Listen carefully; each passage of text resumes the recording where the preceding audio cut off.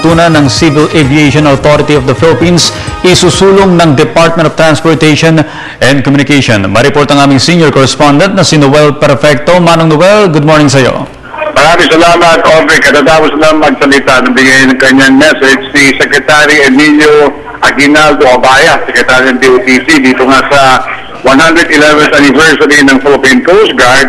Siyempre pa yung mga pagbabago na dapat o mga alituntunin na dapat gawin sa habang siya sa kanyang under his watch, no? Isa na rito itong mga ilang pagbabago dito nga sa Philippine Coast Guard, who is now celebrating its 111th anniversary. Nasa tabi natin ngayon, marami ba kundi si spokesperson na dyan dito, sir. Yung mga inihayag mo kanina ng kalihim, how do you look at this? Mabuti yun para sa Coast Guard. In fact, ina-appreciate natin yung kanyang concern sa Philippine Coast Guard, no?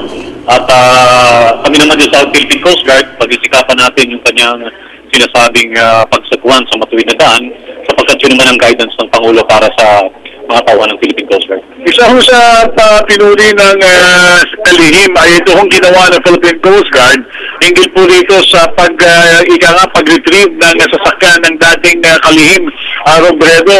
Ito yung kanyang binigyan din kanina, sir.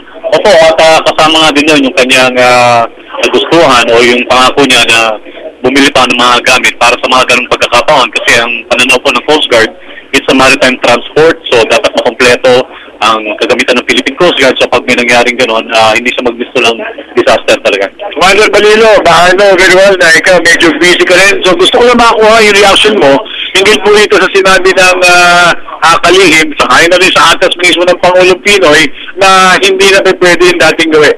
Tama, maganda po yung babala na yun. At dito naman sa Coast Guard, nagsimula na po tayo ng maraming reforma at pagpapatuloy po natin kung ano yung mga changes sa system at maging din po sa pag-uugali ng mga tao at maging din po doon sa manner ng procurement na kung saan talaga namang dapat po na manatili yung batas sa lahat ng aming aksyon.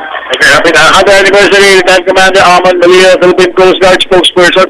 Ayun, okay, ilan lang yun sa mga mensahe na ipinarating ni Secretary Emilio Aguinaldo Abaya dito nga sa anibersaryo ng Philippine Coast Guard, 111th anniversary ito, at very strict yung kanyang atas.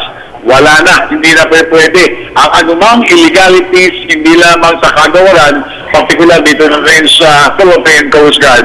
Andito pa rin ako sa may waterfront area, kasama pa rin si Larry doon, at saka si Erwin Navarro. Noel Perfecto para sa Telebisyon ng Bayan.